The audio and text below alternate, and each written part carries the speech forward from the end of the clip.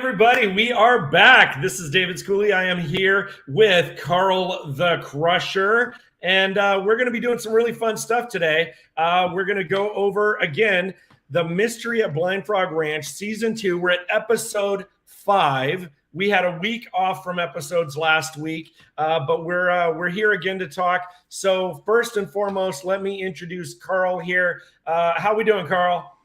Doing awesome, David. Yeah, there's so much to talk about on this week, especially because there wasn't an episode the week before, but now there's a lot of great guests that we're going to have on the recap show today to give a whole inside look. It's going to be fascinating because a lot happened. Oh, yeah, there's no doubt about it. Just to catch everybody up on things going on here. Well, first of all, you see down here, Carl the Crusher is everywhere online. All you got to do is search Carl the Crusher. If you're not following him, follow him. He's a friend to Blind Frog Ranch. Obviously, we're doing a ton of work together, and you want to talk about some really awesome stuff, go check him out and follow him. With that said, I got to talk a little bit about why we're here. We're here to get everybody more involved about what's going on with Blind Frog Ranch. The show Mystery at Blind Frog Ranch on Discovery is absolutely awesome. We are doing phenomenal in the ratings. Everybody's excited. There's all kinds of good stuff going on, and we are just scratching the surface. I mean, seriously, there's so much cool stuff. But I do want to tell you, the fans, you guys are amazing. You guys are absolutely awesome. We're hearing all sorts of talk every single week about everything that's going on. So I want to tell you a little bit about what we're doing here. Our sponsor is, of course, Blind Frog Ranch Outpost. If you haven't been to blindfrogranchoutpost.com, we are centered out of Vernal, Utah. We have a store there where you can go. You can actually take a tour of the ranch. It's absolutely awesome. And of course, get all of your very, very cool official Blind Frog Ranch gear. We do a promo every week. This one is coming back because it's been asked to come back. Check this out, the ball caps. The one that Duane wears, the one that Charlie Boy wears, the official Blind Frog Ranch ball cap is back because it was asked to come back. So 15% off now. You can use the coupon code BFRCAPSALE on the site and you'll get that discount. But we've got lots of cool gear there. Go ahead and go check it out. Obviously, you'll always see me using my gear. Carl is always using his. Check it out. Get involved. We've got some really cool stuff. If you want to make it easy, go right here, use this QR code, and also follow us on our Instagram. You can go there as well. We're always doing VIP cool stuff. And you can go to our Facebook, which some of you are watching us from right now. All right, now that that's out of the way, let's get to talking about some really cool stuff. But I want to bring all our guests on first so that we can do this together. Sound like a plan, Carl? Yeah, let's do it. We've got a lot to talk about. Let's do it. Okay, so this gentleman has been a guest on our show before. He's a PhD. You know him from Skinwalker Ranch and all of the stuff that's gone on out there. I'm going to introduce Mr. Jim Segala. How are you doing, my friend? Very good, very good. Awesome. Now, Jim has a website called mupas.org that we would love to have you follow Jim at. There's some really exciting stuff there. Jim, how long have you had Mupas up there? So we've been doing this for about 2 years now, 3 years maybe, and it's the accumulation of a lot of effort from myself and Michele, who you're going to meet in a second, and we're actually heading in a really good direction now. Nice. Well, let me actually use that to parlay and bring Michele in here real quick. So we're going to introduce Michele Miners. How are you doing? Good morning, David. Doing well. Thank you. Good. Now, many of you have been watching our show. You saw that we had Michele on.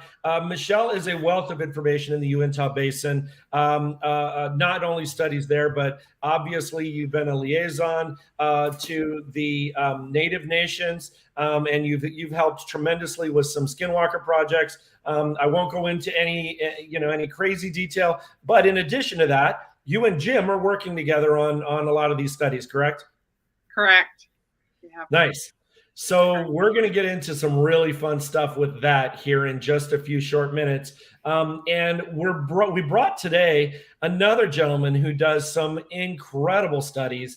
We're talking about an author of the Meadow Project, which is explorations into South Skinwalker Ranch, who is Trey Hudson.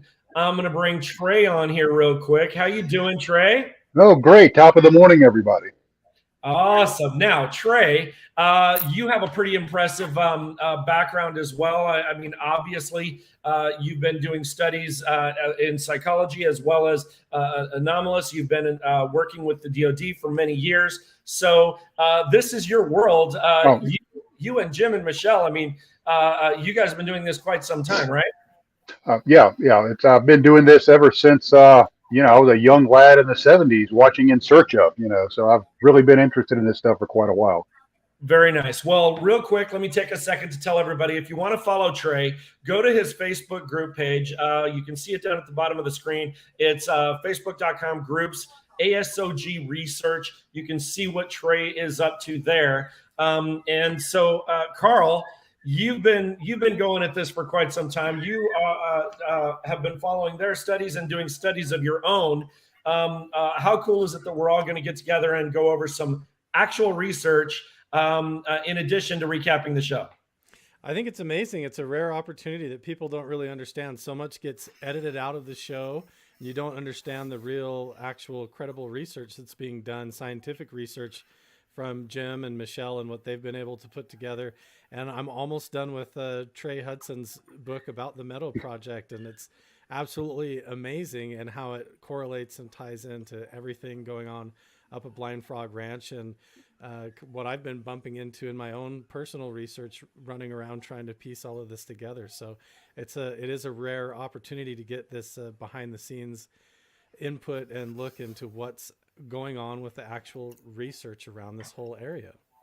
Yeah, agreed. All right, guys, we've got a lot to cover on this show, so I want to get into some of what's happened on the show. Now, we're not going to pull up clips. We don't have time for all of that.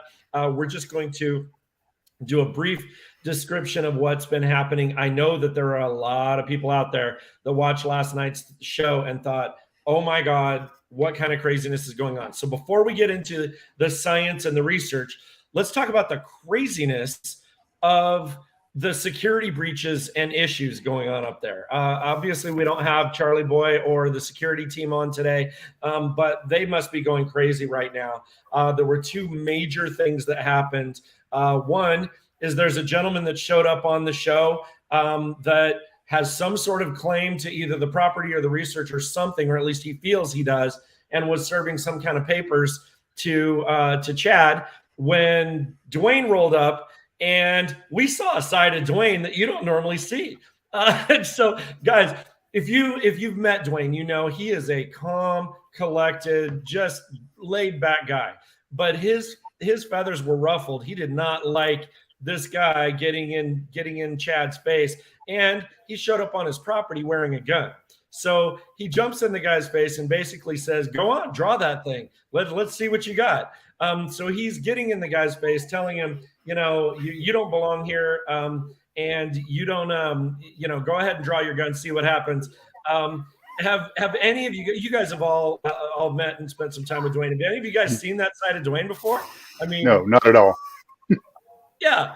I mean, Michele, you spent a lot of time with Duane. You were at Blind Frog Ranch just last night with the, so what reaction do you have to this? This is kind of nuts, right? Yeah, it is. Especially he's always saying, just move it forward, makes a good story. Yeah. Well, I mean, the way that they talked about it was, there's always going to be people that come out of the woodwork trying to claim some sort of, portion to your good, your good and hard work. And they just, it really rubs them the wrong way because, we know how hard they've been working at this entire thing. Right.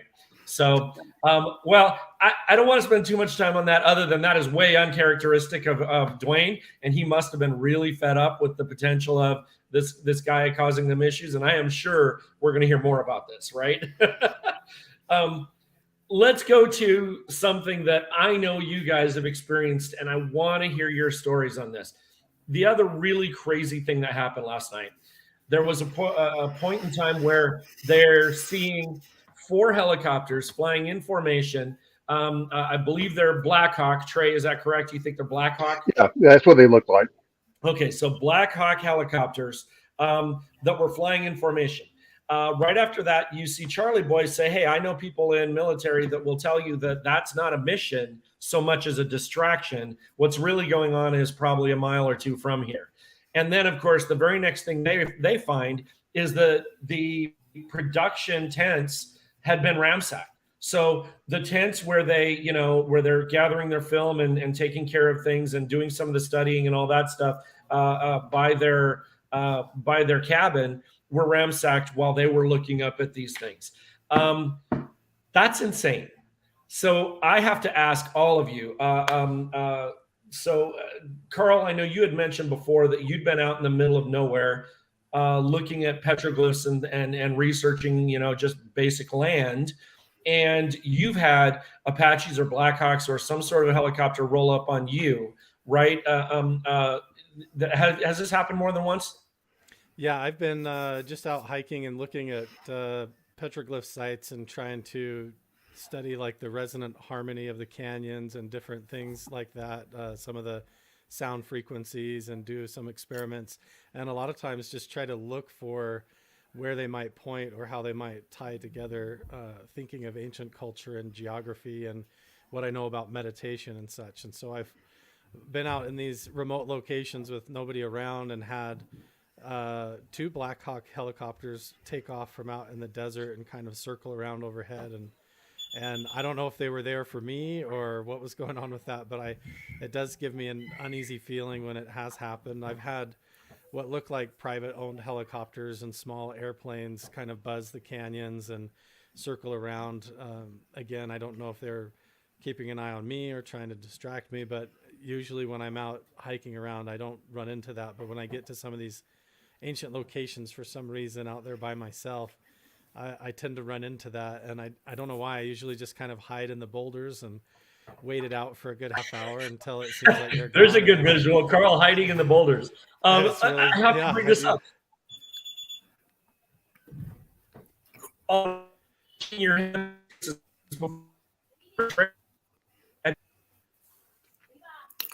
We might be losing David just a little bit, but Jim, Yeah. I think Jim we and lost Trey, connection for just a brief second here. Yeah. I think he was asking you, Jim, if you've had any similar experiences in your research. So I think if you spend any time in the basin, you are always in that view of what's going on above the skies. There's always people watching, and it's no doubt that the government is interested in this whole area. They send people there to look. I get called for briefings at least twice a year to go into Washington and brief some certain agencies about what's going on up there, what we found.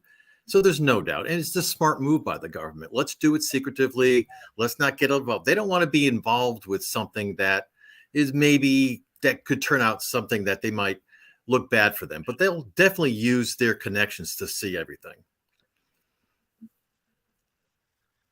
Interesting. Michele, Trey, have you had the same kind of experiences? You're out investigating and helicopters come from nowhere? I'll speak first and then I'll let Trey go. Yes, I have been on some projects, which is really interesting. You always have this feeling that you're being watched. And the other one is, it's going to sound a little bit drastic, but I've been around where all of a sudden the wind comes up and you can hear a helicopter in the background, but it's blowing the wind in your face and there's nothing there. You can't see it. No, can't see the helicopter, but you can hear it. That would freak me out. Because at that point you're 100% certain you're being watched, but you have no way to find out what it is. No, but you can hear it. Now, Trey, you immediately saw those what kind of choppers those are. Is there any question that's military? Yeah, they were. They appeared to be military to me and flying in a military type formation. Absolutely. Okay. Do you agree with what Charlie was saying, that formation and the number of 4 choppers is typically not necessarily a full-on op? It might just be a flyby for whatever purpose. It could be. I know at least in my AO, my area of operations around where I live, we have military traffic, and you'll see 4 or 5 helicopters flying in a stacked formation, just going to do whatever it is they do. But it could be something else, and they do distraction. They'll do the magician's trick. Look at the right hand while the left hand is doing something somewhat sneaky and naughty. And that's what they were alluding to. And then what's crazy is their tents were ransacked. I mean, somebody was there and somebody was looking through their stuff to find out what is going on there. And I have to say, no wonder, Duane was agitated. He's been dealing with this kind of thing this whole time. So when that gentleman showed up on the, on the property, and then, in this same timeline, you've got, your stuff being ransacked. They've found cameras on the property. I mean, this is just an ongoing crazy issue. We've got someone from home saying Papa Bear. Yeah, I think Papa Bear jumped into action there, right? With the way Duane responded. But again, Duane's demeanor is normally, crazy calm. Carl, you spent some time with Duane. Just couldn't be the nicest guy in the world, right? Yeah.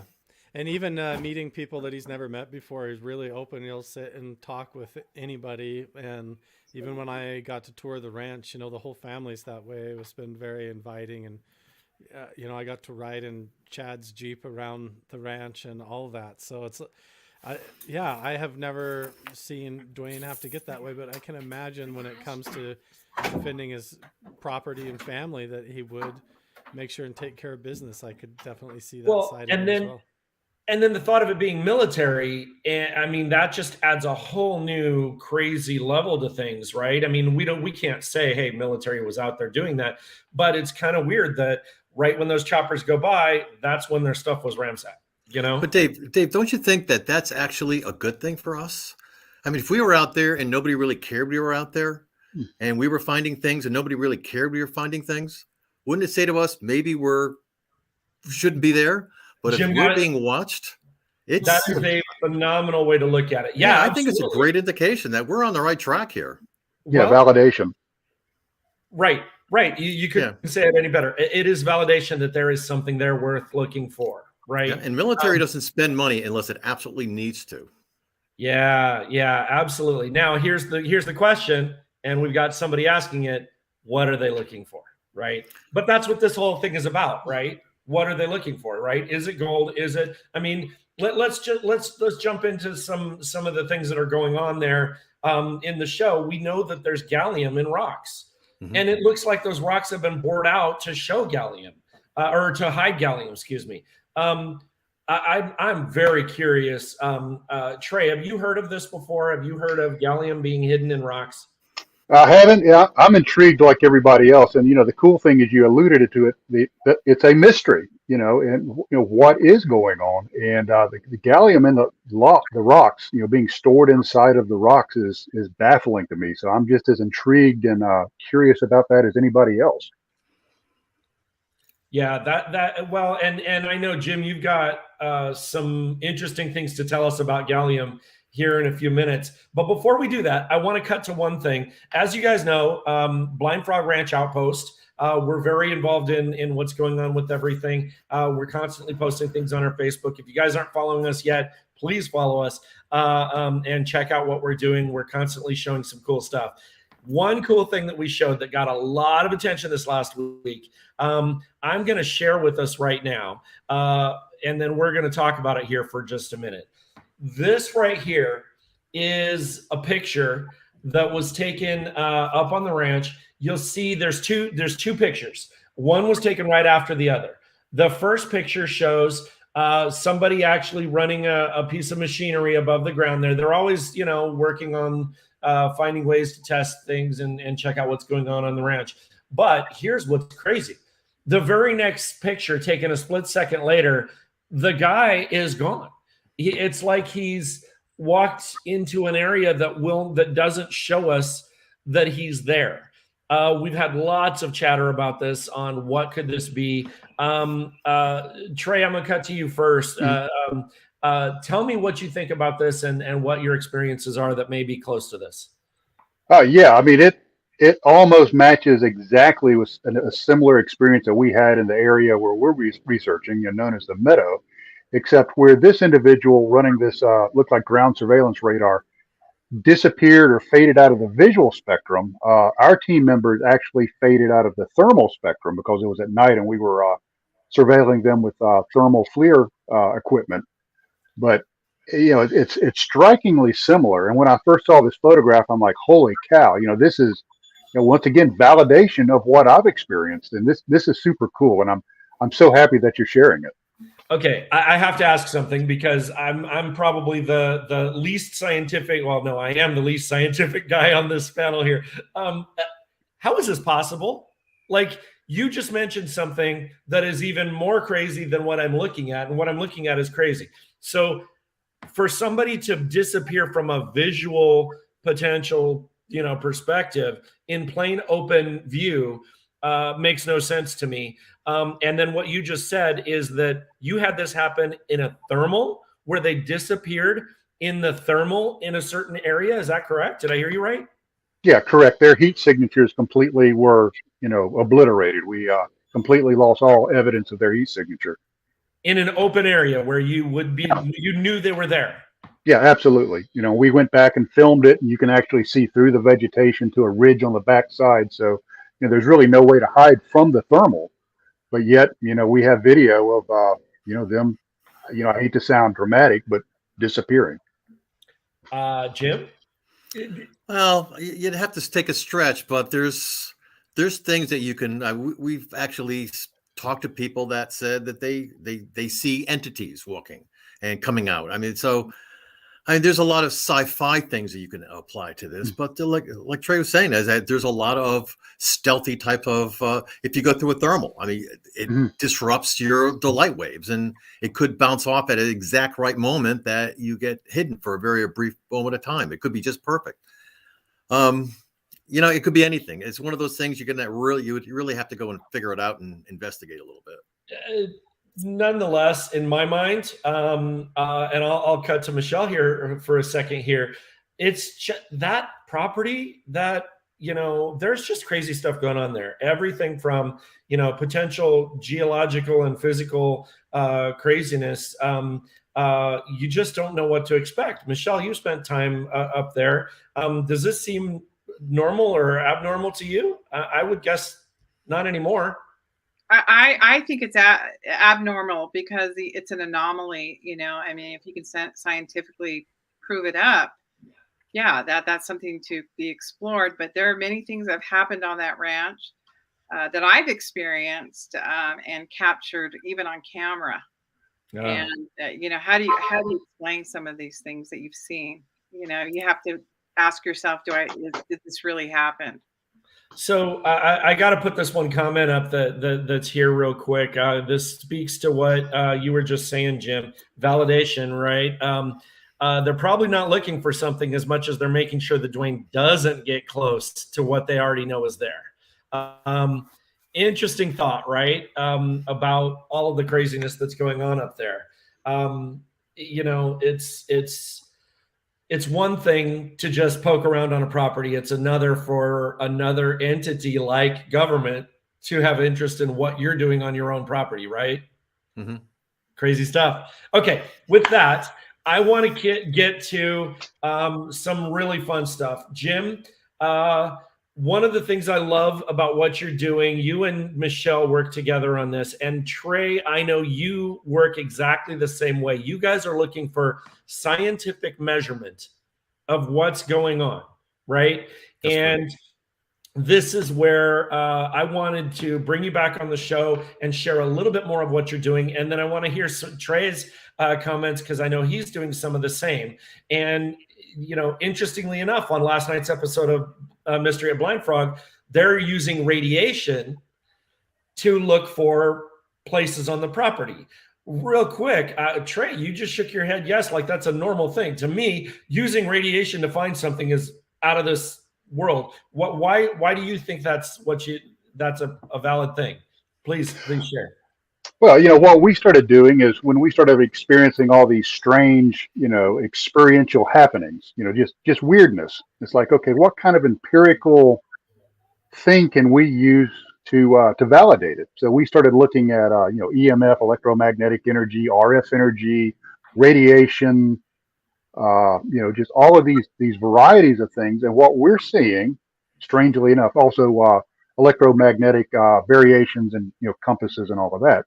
But what we've seen, and it baffles me, is whenever we have these instances of high strangeness, we get these little tiny radiation spikes, on our Geiger counters, a little bit above the background radiation. And it baffles me. And I think I saw Jim had some experiences, with almost the same, elevations in, 0.12, 0.10 microsieverts. And as soon as I saw that, I'm like, holy cow, this is the exact same thing we're experiencing. So, yeah, I'm just amazed and intrigued and encouraged by some of this research that's going on. So I don't even think I need to parlay that to you, Jim. That's perfect for what you're doing. Why don't you talk to us a little bit about what you're doing? Because Trey, what you're doing and what Jim's doing and Michele together, oh my God. Jim, please take this and tell us about some of the cool stuff you have to share for us. Sure. So if you can bring up that first slide, that'd be great. Then I can just talk to that. Can. So a few years ago, we had the opportunity just after the first season of Skinwalker. I noticed that there was a lot of activity outside in the basin that we really couldn't explain. And what we wanted to do is we wanted to get out there and really use the people that were having these experiences and get them to put equipment in their house. And you can see a few pictures of the equipment that we have available and some of the actually real-time waveforms that we get off of these things. But most importantly, we wanted to get their interpretations of some phenomena. We wanted them to be able to say to us, look, last night, things were going crazy. I had some really bad things. I couldn't sleep. And then we would then go and look at the data and see if we can correlate any strangeness that's happening in the environmental signals, like the radiations, like the gravity vectors, like any kind of things like that. So about 3 years ago, we started this. And ever since then, we've been accumulating many, many terabytes of data. And we're at the point now where we're saying that, we can't predict these things, but we can tell when a lot of this stuff is going to happen. And actually, I have a case study that I could show you that actually will bring out that what you saw on the episode last night is something that happens not all the time, but it happens in the basin a lot. And I hopefully people don't, when this happens to them, they don't, get all scared and nervous, but this is just what happened in the basin. So if you can bring up the next slide, I can show you that this is a situation that happens. So what happens is the people will inform us when something they feel out during their lives, during their normal lives happens. I got a call one morning from, a text one morning from one of our participants, and we've got many, many participants, that they had a very bad night. They felt that this is like almost an outer body experience. This is a person that's extremely rational, never had very many crazy things happen to them. But then when I looked at the data, this is what I found. So on the bottom there is the gamma radiation that we're measuring in her house, and you can see to the left and to the right, that's normal every day, and you can look back 3 months and you'll see that. But at the exact moment where she said that there was something crazy going on in her house, this is the readings that we got. So this is so the red line kind of gives you an average of what is happening. So that's the gamma radiation. Now, it's still not at dangerous levels, but it's elevated levels. This is not something that's going to hurt you, but it's definitely something that affects you. It might make you have dreams, or it might make you feel euphoric, or it might something happen to you, but this actually happened to somebody. Now, again, I want to repeat that we've got hundreds of these incidences that happened, over the past 3 years, but this is one that was right in the basin, right near the ranch, that I wanted to bring out to everybody. And, and then microwave, look at the graph above. They have microwave just at the time this happened. Normally it's nice and flat, maybe a little jiggly here and there, but all of a sudden you started getting these very strange ENF or microwave radiation spikes that are coming off of this thing. And I got to tell you, it's interesting. You know, people always ask me, he says, well, can't people do this to themselves? Don't they have these, you know, can't they make this happen? And so I would venture to guess that there's not one person in the Uinta Basin that could take and create their own gamma radiation. You know, it's not something you can make. You'd have to be like a NASA physicist in order to have the equipment. It costs millions of dollars to do that. But anyway, so I mean, it was very interesting, and this is a very typical thing that happens to people that's in our study. And what we're trying to do is correlate this with some type of reaction that they have, or some type of feelings that they have. So if we can correlate those, then that's pretty significant. So that's the gamma and the microwave radiation. If you go to the next slide, and surprisingly, you know, as we look at the next, so all of a sudden we go to the next slide, and everybody knows that, you know, gravity is very nice and it points down and it keeps us on the ground. But every once in a while, there's a little jiggly going on. And just when that radiation hit, there was a hit in the gravity vector. You can see it's a very small amount. It's not going to lift you off the ground, but there was a hit in the gravity vector. That's that middle pink line. Wow. And when that happened, there was all sorts of other things happening. Now, there was no seismic activity. There was nothing. It was just something happened. We don't know what it was, but it was manifested in the people that were in the house to the point where they felt very strange. There was, you know, they indicated, he says, I've never been, you know, the comment on the previous slide was that I've never been abducted, but if I was to ever think that I was, that was the time. Yeah. So it was actually quite interesting. I was going to point that out, that quote that they're stating, that's they're telling you, hey, at this particular time, I felt a certain way. And then you go back and look at the data from the server. That's correct. Coming in, and that data is from your sensors that are in that home, right? Yeah, they don't actually see it for a long time after it's done. So they don't even know this has happened. So when I did actually present this to them, they said, oh my God, that's crazy. Wow. So, you know, it's not anything that's going to hurt you, but it's something that's really out of the ordinary. People can't make this stuff up because they don't have the ability to make it up. Well, and one thing I love about the way that you do this is you're collecting the data. They're not seeing this data right then. So it's not like they can say, look at the data and then go back and say, oh yeah, I felt this way at this certain time. It's more of a blind kind of test. That's phenomenal. Now, Michele, you've been involved in this for some time as well. When you look at this kind of activity, are you thinking, you know, hey, this is a normal thing for the people in your study? Do you think that this is normal for other people, or this is just really unique, right? Well, it's unique in the sense that the participant who is giving the data, she also is very gifted in certain elements of her life, you know, whether she feels a lot more things around her in her environment. It was really interesting being Blind Frog yesterday. The group that I took up, we were very euphoric. We were having laughter and having a great time. And I wish we had this type of instrumentation there so that we could have registered that very same thing. And these people never have actually experienced that before. So it was a new experience. So yeah, I think it's within everybody. That brings up a great point. I mean, you know, the sensor that you can have it in a home or on a property or with a person, right, Jim? Right. Mm-hmm. And so we should get this at Blind Frog. I mean, there's just, we've got to do that. I know that there's some efforts to do so. Yes, there is. But it's just so much it's out there in the middle of nowhere. Also, like, my thoughts are, you know, I know, Trey, when you go out to do some investigation, you take a bunch of equipment with you, right? Right. Yes. Yeah. Unfortunately, our location is remote, and we have to actually man pack our equipment in. So we try to, you know, get as small of equipment as possible. So but we try to record as much as we can and try to collect as much empirical data. But also, and this really ties in very coolly with what Jim was saying, is the experiential data, you know, and you see the two starting to, you know, to link up here.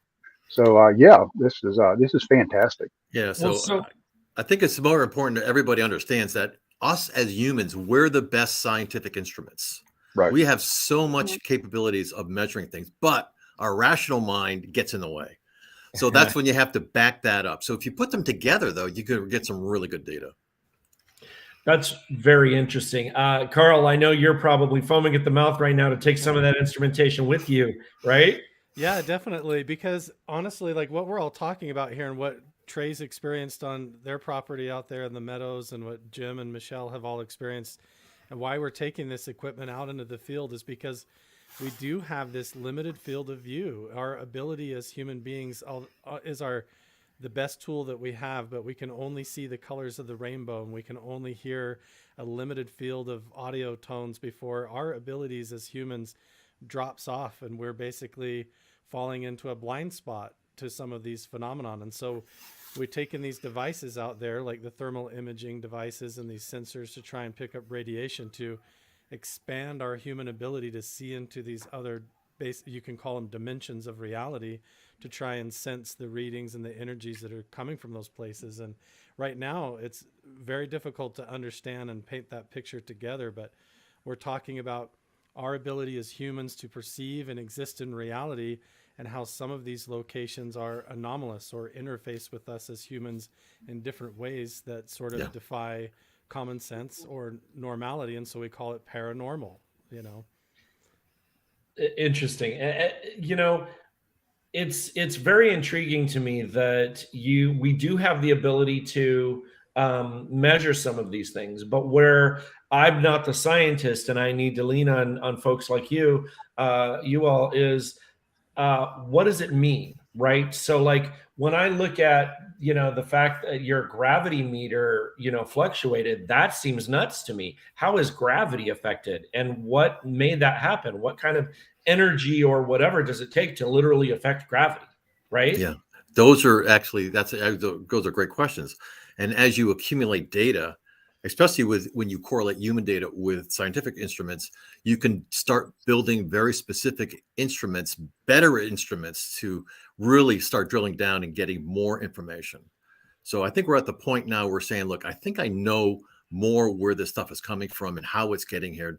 Now let's give specific instruments that can read this thing and find out, you know, why is the gravity being affected? Now that we can predict, not say predict, you know, nothing in science is predictable, but we can have a very good feeling of when it's going to happen and how it's going to happen if we can design equipment better to really nail some of this stuff down. And that's the whole goal of this thing, is to get deeper and deeper. So I want to point out a correlation that I've been making over the past, 2 seasons of Blind Frog Ranch here, and getting, you know, the privilege of discussing things with you guys. James Keenan, who can't be with us here today, normally with us, I'm sure he's really missing this conversation, pointed out something that I thought was phenomenal the other day, and about physics as well, right? So we talked about energy zones, we talked about the geological potential, we're talking about gravity, we're talking about radiation, all this stuff. But he even brought up, you know, the potential of the physics of things with gallium. Remember, we're finding gallium out there, and how, you know, it's mercury was used to move things, right? Because of the way that it's molecularly structured. Gallium could be the same thing, and so I want to open this conversation up a little bit to try to understand what's happening, because we know that there's different magnetic fields on the ranch. We know that there's different energies, whatever they may be. I know, Michele, I've had many conversations with you about energy and energy zones. And there seems to be that on the property. And the physical properties that they could come from may be in the geological study, right? It may be in gallium. It may be in the kinds of rocks and quartz and radiation accumulations and all that. I mean, guys, give me some thoughts on, you know, the combination of these things and how they could affect, you know, these sensors and show us things like radiation and gyrosphere changes and all of that, right? Mm-hmm. Mm-hmm. Yeah, go ahead, Trey. I think that Trey would have the best You've been studying this for a while, Trey. Yeah, yeah. What I'll give you some examples. You're talking about geology, Right. quartz. Piezoelectric phenomena. It can generate electricity when compressed. We know that certain elements are greater conductors of energy than others. Clay is not a very good conductor. Gold is. So, you start taking that, expanding it out. Is it not reasonable to think that maybe that there's other types of energy that maybe we don't understand? Back in the, fourth century, electricity wasn't understood, but yet we use it every day.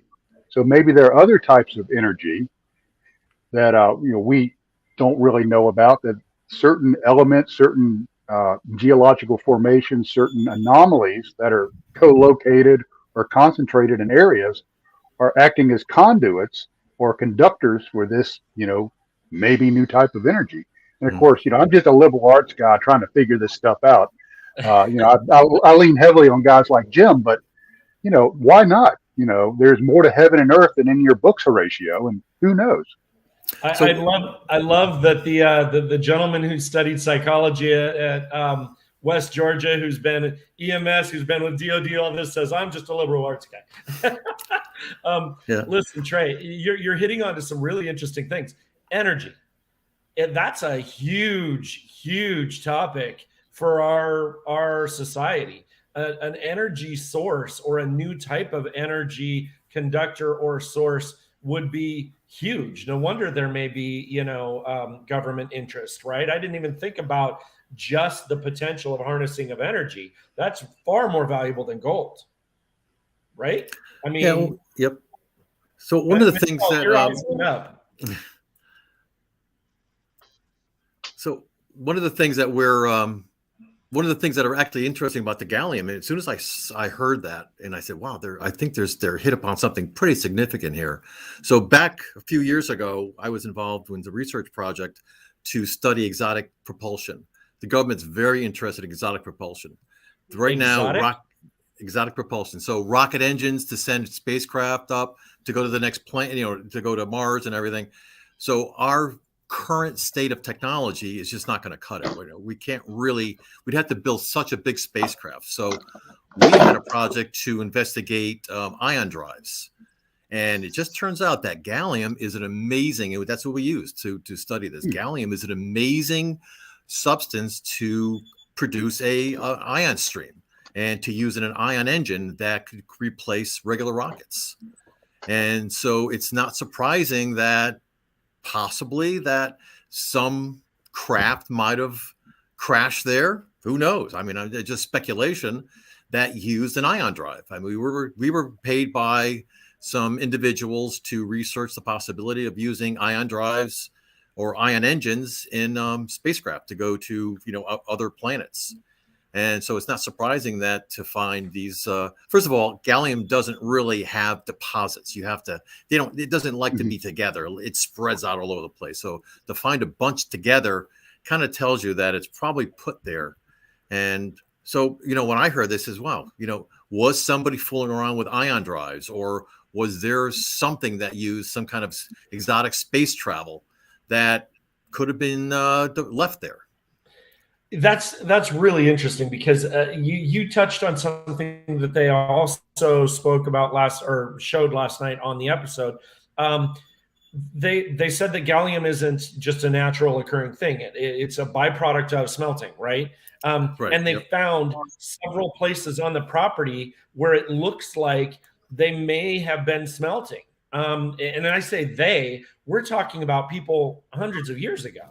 I mean, Michele, you're very in tune with Native American history and what has been done in that culture. Is smelting a part of that culture? Does that make sense to you? Well, yeah, just outside where Duane lived, there is a ancient smelter, and it is off a road going accessing to Blind Frog Ranch, and a lot of people do not know about that. Interesting. Yes, and we're going historical right now about talking about the smelting process. We know about the the Aztecans, we're hearing that they brought the gold here and in the Utah Basin, and a lot of smeltering areas that are existing there. But a lot of people don't like to tell where they're at. And there's just one accessible outside of Blind Frog Ranch. And, Interesting. really interesting history that is here in the Utah Basin. Can I jump back to you, Jim, for a second? You said that gallium doesn't like to concentrate in an area. If they're smelting and it's a byproduct of it, where does it go? Does it just fall into the ground, and would it then become a part of rock? Or do you think that was a deliberate thing that it was hidden inside a rock? Either or. I mean, if there was a smelting area, you'd find aluminum there, you find bauxite, you find all the little ingredients there. But if they picked it up from someplace and they decided to hide it, they would, put it inside some rocks or something. I don't really know. It's very difficult to speculate, but it's not. Right. I mean, you go to Amazon and buy this stuff. I mean, it's not like it's right now. It's very available. Back then, right. I mean, it really does. It didn't take. You had to put it. You had to do it in a pressurized situation with not too much heat to actually make it. So, but I mean, it's intriguing. Well, when you couple that find with the radiation, with all the other things, it's like it paints a pretty interesting picture. Okay, so yeah, you just hit on what one of my next questions is. How does radiation play into this? I mean, does radiation truly naturally form in some of these areas, these underground caverns and such? They're wanting to use it to locate things, but I mean, I've always known radiation to be a dangerous thing. Tell me more. Trey, can you talk about it? I know you've talked about radiation. Yeah, it's kind of funny. My wife's a retired radiation therapist, so I've been always trust a girl that has her own linear accelerator. Oh my God. Yeah, but is it natural? I believe the Uinta Basin does have high radon gas, if I'm not mistaken. And so, it is naturally occurring. And we do know that radon gas, if it's captured in an area that's enclosed, like a basement or something, it can be hazardous. And the important thing is what's your baseline? Always establish your baseline. And then when you have, like Jim had talked about, you have these spikes that are anomalies that are above the average or above the mean, then those are what we used to call in the intel business indicators. It's indicating something. Now, what that something is, maybe you'll discover in the future, but, at least in our area, somewhere in this area over here in the U.S., we've had radiation spikes as indicators of high strangeness, extreme disorientation, things much like Michele was saying. We've heard craft move past us that we couldn't see. But we could hear them, and then we would have these spikes. So, it's certainly an indicator, and it's something that I'm excited to hear that other folks are having these same kind of phenomena happen in their areas. So I think the odds that you find three very strange things in one area raises a big question mark. Are they related? Evidently, it raises helicopters too. And helicopters. Got to be a reason why they're looking. So I've got a comment, and we've had several comments similar to this. I want to share here really quick. Humans have had boxes and containers for thousands of years. Why would someone go through the trouble of storing gallium in relatively tiny drilled holes in rocks? I know my answer. I think it's because it has a value that we don't understand right now. We need to understand what the value of gallium was to them, and they're hiding it. What do you guys think? I mean, we could only speculate. I could guess that from my point of view, it has something to do with the ancient people and indigenous people being more in tune with the natural resonance or electromagnetic field of the earth. And they might have considered it a spiritual connection, but they probably built relics and had rituals and even had what we would consider ancient technology to tap into those energy sources, to either amplify their own spiritual rituals or out-of-body experiences or telepathic abilities to communicate with other tribes, or who knows what sort of uses that they had for it, but it seems like they were in touch with these locations because they were in touch with Mother Earth and with that energy around them, where we today have kind of lost that connection and have no idea what's going on. So what we would consider like small microprocessors and circuit boards within our phones and computers,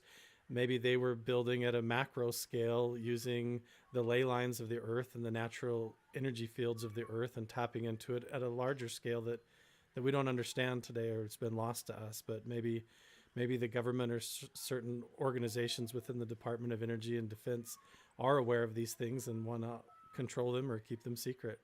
Well, and I want to bring up something that James Keenan brought up, which I thought was really quite interesting as well, and that is its actual physical appearance. It is a highly reflective, metal, and the mirror. Just the idea of having a mirror back, that long ago was highly sought after. Only the rich, only the highest, only the elite, whatever you want to call it, would have this. So the value is there too. But I want to also touch on, we had just a few minutes ago a picture where in one frame we can see everything perfectly, in the next our vision, our perception was altered somehow to not see the person that we clearly knew was there. So there could be a visual value to this gallium as well that maybe we don't understand yet, right? I mean, Michele, I know you're very keen on the fact that there's perception and then there's reality, and a lot of times perception doesn't match up with what the reality is. Would you think that there's a potential there? Well, yes. And, I had a thought when Carl was talking about today we store chemicals and toxic things, that we're using today in, propulsion or whatever in our aircraft. Maybe it was their responsible way of storing the byproduct so that it wouldn't harm the environment, based on, learning how to experiment with coring out this particular rock and then storing it in temperatures that would store it there to stabilize, and also not to pollute the environment. That's an interesting perspective right there. That's actually kind of cool. So it could very well have been a way to simply be responsible to the environment. Exactly. And then, the traditional people also, taking care of the earth, Mother Earth, could be one of those relevant to that as well. Interesting. So we've only got a few more minutes left. So I want to throw one more question out. Blind Frog Ranch as a whole. We know it's difficult terrain. It's the typography is not easy to navigate. We know there's security issues from the human aspect, right? Because there's intruders coming. There's people causing issues, and we know that there are all sorts of geological different things happening, and it looks like some unexplained things happening. What we know so far. We know that there's gold of some kind, or at least we believe that there is. We know that there's all sorts of different geological things, and now we've got this gallium, and we know there's radiation. Is there a danger to all those things being close to each other? I don't think there's enough level of radiation. I think what they picked off with their radiation or their Geiger counter was, well below what we would consider. I mean, if you stood in it for hours and hours, it would be a little dangerous, but these are all transient type of things. So in and of itself, it's not that dangerous. It's just that there's a lot of other things a lot of correlations that just bring you to the point where you're saying, well, how do all these things mix and match? And how is our body responding to these things? Well, and not just our body. I mean, and maybe there's no danger, or maybe there's little danger, but let's talk about just for a second. I personally have experienced on the ranch my technical equipment not working properly. There's energy zones. There are definitely energy zones there that are negatively affecting just trying to run drones, trying to run cameras, batteries being drained. We've talked repeatedly about this. This is not made up. This is absolute real. It's happened on Skinwalker. It's happened on Blind Frog. These things, I mean, can gallium cause that, or is that more of a magnetic thing? Do you guys have any insight on that? Well, I think the readings that we get and what they read on the property really is an indicator. Yeah, it could play havoc. I mean, just what we read on with that one particular participant, that gravity vector jiggling like that plays havoc on electronics. That the gamma radiation, I'll bet you their phones went wacky that day. The equipment that we have in there is pretty protected. It doesn't really have the ability it has the ability to withstand quite a bit. But yeah, it plays havoc with a lot of equipment, and most of our equipment is not designed to shield radiation.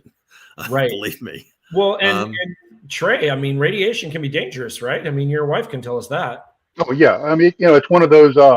Fire can be a wonderful friend or a terrible foe.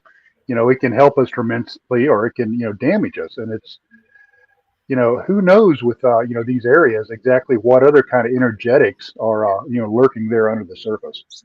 Right. And by the way, we've also got iridium there. I have no clue what iridium can do outside of this. We know it's a superconductor of some sorts. That's why it's so sought after for, technology, right? Yeah. Goodness. Okay, guys, as usual, we could talk for days on this stuff, and we're coming close to the end of our time here. I want to say a couple of quick things to the fans out there. You guys are amazing. Digging in, wanting to learn more, just like the rest of us. We appreciate you so very much. Jim and Michele, I love the work that you guys are doing and doing together. Trey, your work is tremendous. I have a feeling that Carl, Trey, Michele, and Jim after this are all going to go do some stuff together and compare their notes, and we're going to bring them back here to talk about it. But thank you all so very much for coming online with us and sharing. We're so excited about next week's episode. I want to really quick just remind everybody, if you have not gone to the site, go to the site right now. Get yourself your hat for 15% off. Please know this is how we're able to bring the tours, the Blind Frog Ranch Outpost tours, take you out to the actual ranch. This is how we're able to do that at a relatively low cost. We support everything with the sale of these merchandise, which are really, really cool things. So once again, thanks to everybody at the Mystery at Blind Frog Ranch. Carl, you're awesome. Thank you for helping us out with this. Guys, have we had a good time today? Yeah. Awesome. Very nice. Thank Yep. you very much. Awesome. Very good. Everyone at home, I want to remind you, next week, we're going to be here again. Friday night is the show. We do not know what's going to happen. We'll watch it together. And then Saturday morning, we'll come back here and we'll talk to you a little bit. And hopefully we'll continue to put the pieces together, what's going on in the Uintah Basin. So this is David signing off. Again, thank you, Trey. Appreciate you coming. Thanks for having me. Thank you, Michele. And thank you, Jim. See you guys. All right.